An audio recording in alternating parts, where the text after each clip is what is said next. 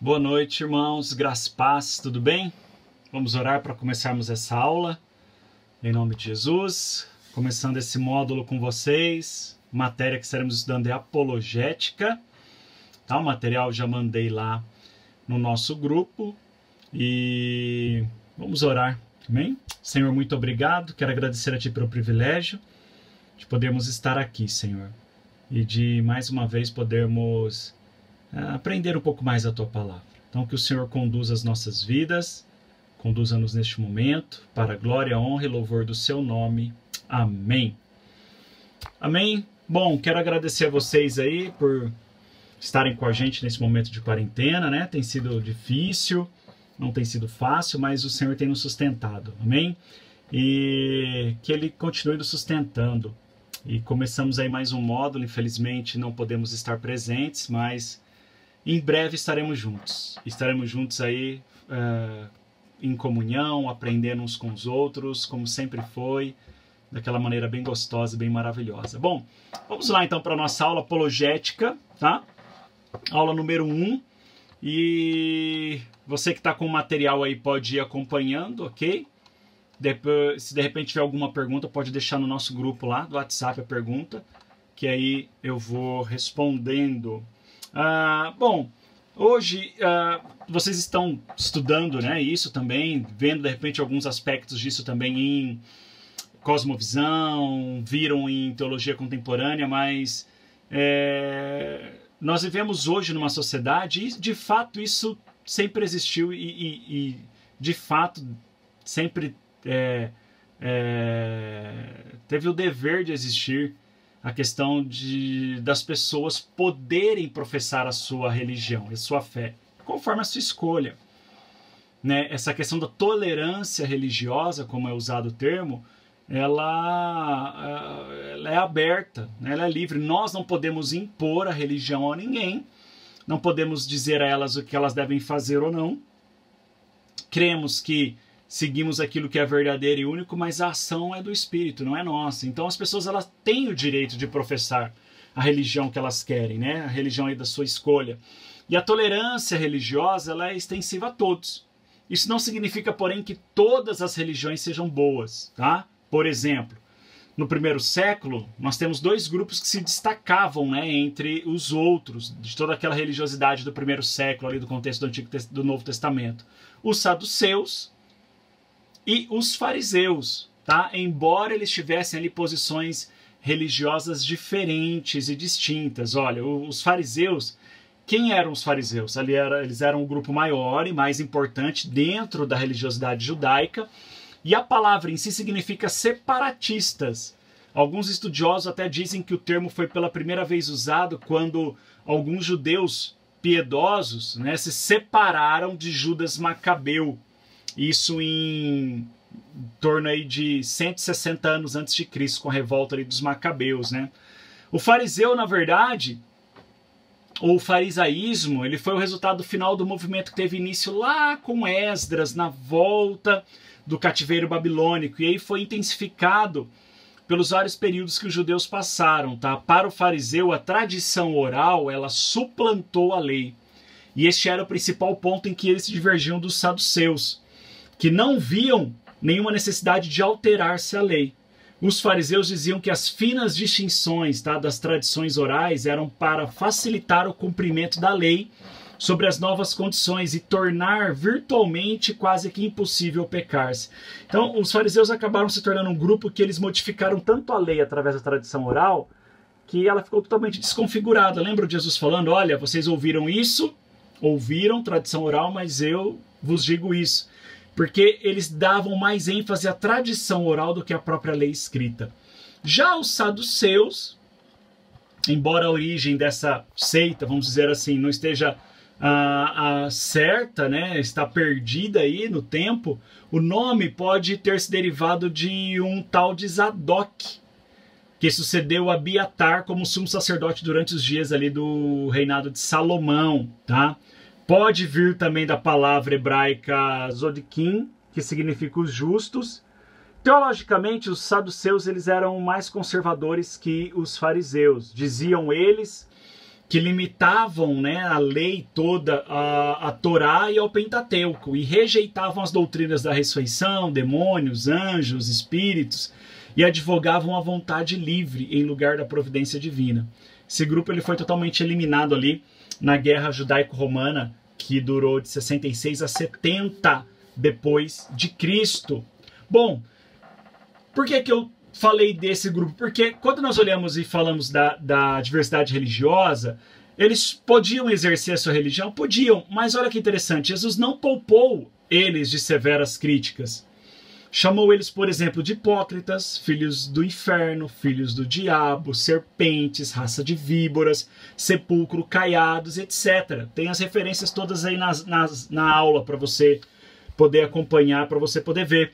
Jesus deixou claro que não aceitava a ideia de que todos os caminhos levam a Deus e ensinou que há apenas dois caminhos: o caminho estreito, que conduz à vida eterna, e o largo, espaçoso, que leva o quê? À destruição. Está lá em Mateus 7, versículos 13 e 14. Então, o fato deles poderem adorar não significava que deveriam fazer isso. O fato deles poderem ter outras religiões, outra fé, não significava que eles deveriam ter isso, tá? E os apóstolos também tiveram a mesma preocupação: não permitir que as heresias, os falsos ensinos penetrassem dentro da igreja.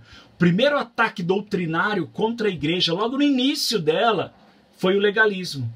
Alguns judeus, né, convertidos ao cristianismo, estavam instigando os povos convertidos, os novos convertidos, às práticas das leis judaicas. É o que nós chamamos de os judaizantes. Eles se converteram ao cristianismo, mas queriam que aqueles que não eram judeus se convertessem ao judaísmo para depois se converterem ao cristianismo. Eles queriam vincular a salvação em Cristo com a observância das leis judaicas, principalmente a circuncisão, como meio deles se tornarem um cristão. Por isso até foi necessário um concílio para tratar de tais questões e tomar aí uma posição diante delas, e nós vemos isso lá em Atos capítulo 15. São muitas as fontes que ameaçam a igreja. Dentre elas, destacamos hoje, por exemplo, irmãos, a pluralidade religiosa dos nossos dias.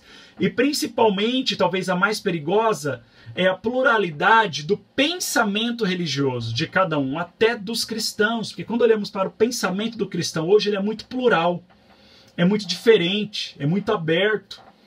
Então, nós temos aí essas ameaças hoje dentro da igreja, né? A pluralidade religiosa é a ameaça dos nossos dias. A pluralidade religiosa, ela não é exclusiva dos tempos de Jesus.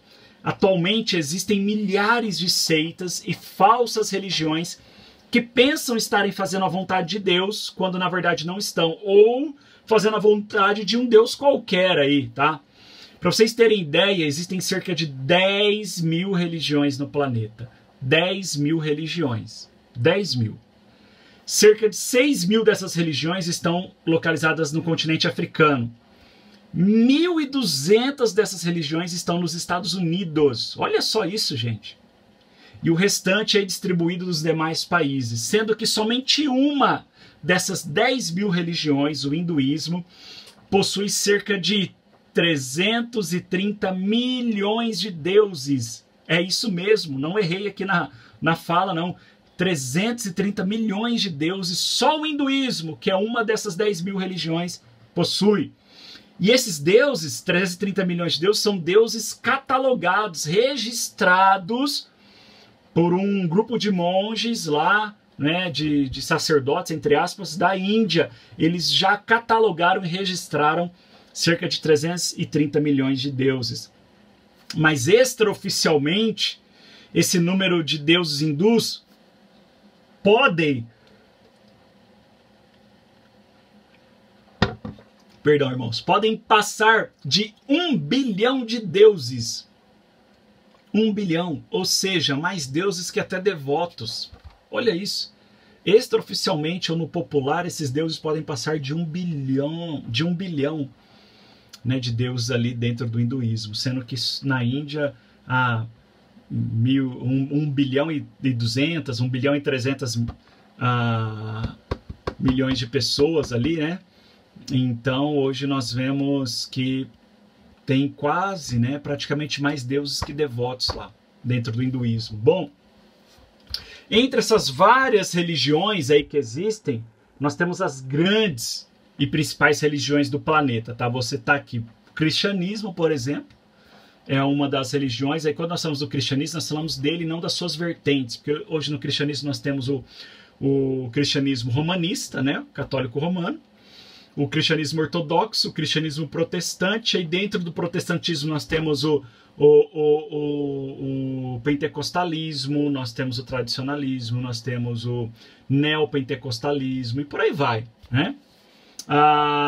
Então o cristianismo, o hinduísmo, o jainismo, o budismo, o sikhismo, que se encontra na Índia, o confucionismo na China, o taoísmo na China, o shintoísmo no Japão, o judaísmo na Palestina, o zoroatrismo no Irã, o islamismo, original ali, né, na região da Arábia, mas espalhado pelo mundo.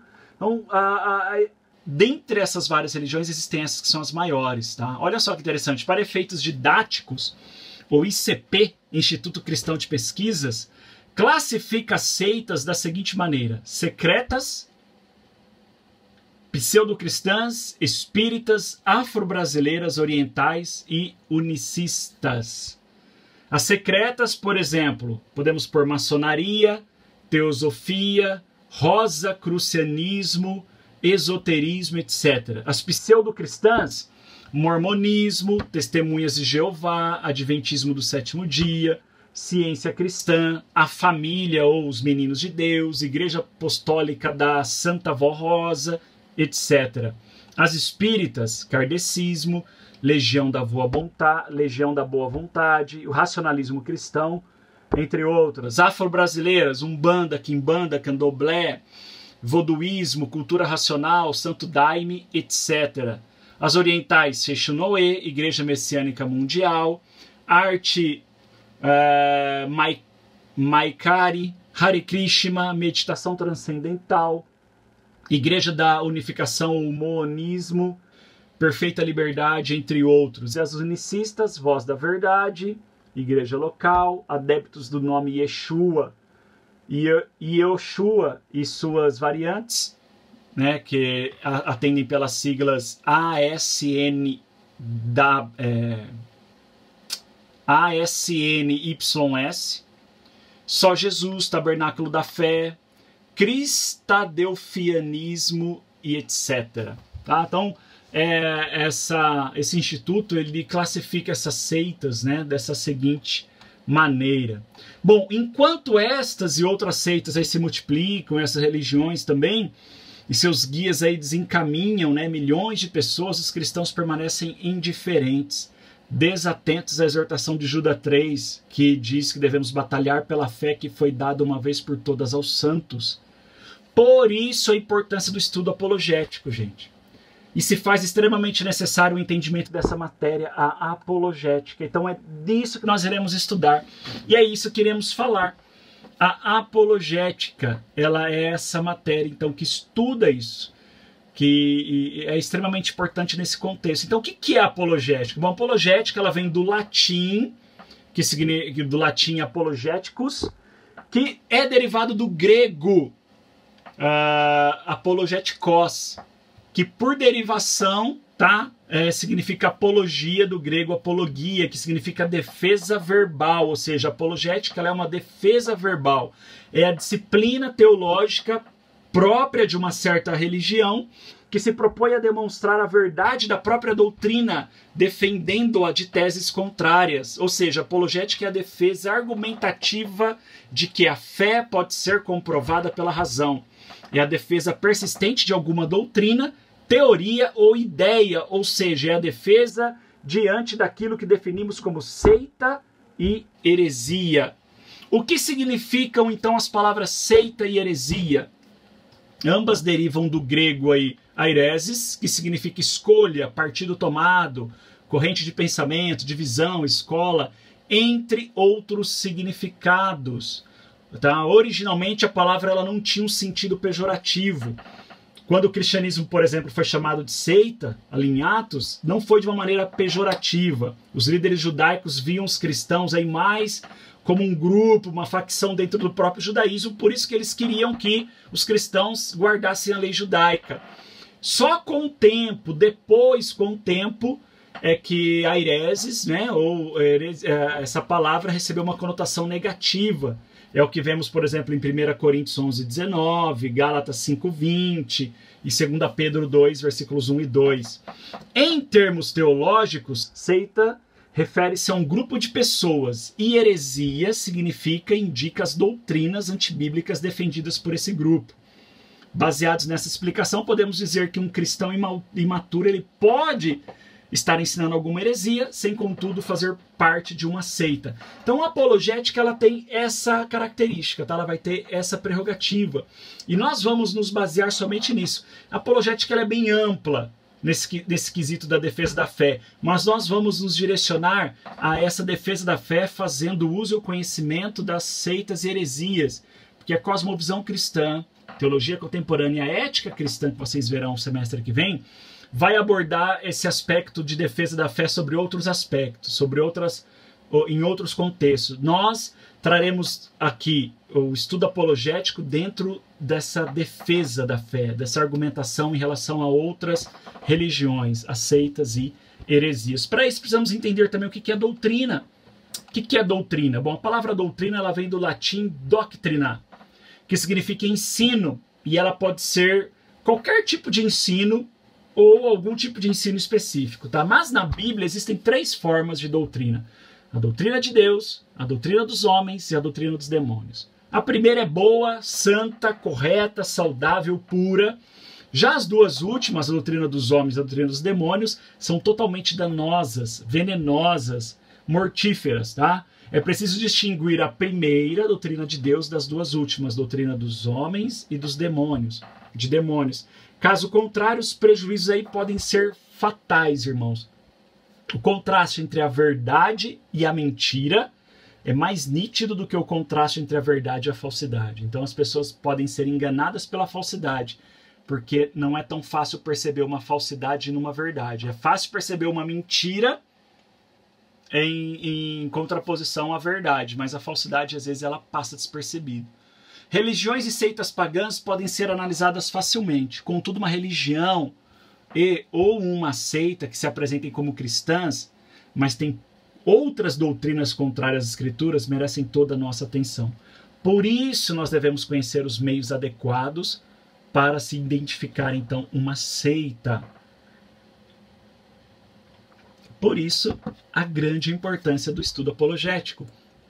Ela vai nos dar esses meios para identificarmos o que é uma seita, identificarmos uma doutrina herege, e assim como a Bíblia nos ensina, combatermos e corrigirmos isso. Então, por que devemos estudar apologética? E qual a relação com as falsas doutrinas? O que é apologética, a relação da apologética com as falsas doutrinas? Bom, muitos se perguntam por que devem estudar falsas doutrinas, né? Ah, pastor, a gente tem que estudar a Bíblia, ficar estudando outras religiões, outras falsas doutrinas, né? E não sei o quê. É melhor o crente se dedicar somente à leitura bíblica. Olha, eu concordo, irmãos, também. Que a gente deve dedicar o nosso tempo à leitura bíblica, dedicar o nosso tempo a aprender a palavra, o evangelho, tá? Obviamente, o cristão ele deve usar a maior parte do seu tempo aí lendo e estudando a palavra de Deus, Só que esta palavra de Deus que nós devemos ler e estudar, irmãos, ela nos apresenta diretrizes comportamentais relacionadas àqueles que questionam a nossa fé ou que distorcem o evangelho. Então é por esse motivo que o servo de Deus ele deve dedicar tempo também em estudar e conhecer as falsas doutrinas também. Porque a Bíblia nos orienta que devemos rejeitar as falsas doutrinas, os falsos mestres, os falsos ensinos. Como, por exemplo, quando Paulo escreve às igrejas da Galáxia, ali em Gálatas capítulo 1, ele vai dizer, olha, recebam como maldito qualquer outro evangelho que for anunciado a vocês, que não seja aquele que eu já vos anunciei. Até se eu mesmo for até vocês anunciando outro evangelho, me considerem maldito. Então, a Bíblia ela vai nos orientar nesse sentido. Tá? Então, para isso, tá, nós precisamos estudar essas falsas doutrinas. Por quê? Porque existem razões próprias para isso. A primeira razão é a nossa defesa própria. Precisamos conhecer as falsas doutrinas para podermos nos defender propriamente. Várias entidades religiosas, isso é verdade, treinam seus seguidores para que vão de porta em porta à procura de novos adeptos. Algumas, tá, dessas seitas são especializadas em trabalhar com os evangélicos, principalmente os novos convertidos. E deixa eu contar uma experiência aqui que eu tive para vocês quando eu fui, se eu não me engano, foi a primeira vez, a segunda vez que eu fui para Moçambique. Nós estávamos realizando uma conferência ali, e na porta da conferência, na porta do lugar onde nós estávamos fazendo a conferência, havia um grupo de muçulmanos que estavam ali confrontando ali, né, já indagando as pessoas. As pessoas estavam saindo da conferência e eles já estavam ali, indo ao encontro das pessoas para falarem daquilo que eles acreditavam, da fé deles. Eles falavam de uma maneira que estavam distorcendo tudo aquilo que estava sendo dito, que tinha sido dito na conferência, abordando as pessoas para que elas aceitassem aquilo que eles estavam falando na porta do lugar onde nós estávamos fazendo a conferência lá em Moçambique, para aqueles pastores e irmãos. Então, existem muitas seitas e religiões que fazem isso. Então, o cristão ele deve estar bem informado sobre esses vários grupos que ensinam, tá? Que tentam arrebanhar aí, né, principalmente os novos convertidos. Somente assim nós poderemos refutá-los biblicamente, conforme Paulo fala lá em Tito, capítulo 1, versículo 9. Então, primeira razão é essa, para a defesa própria, para você se proteger, né, desse grupo de pessoas que tentam minar a sua fé. Segundo, para proteger o próprio rebanho do Senhor. Um rebanho bem alimentado não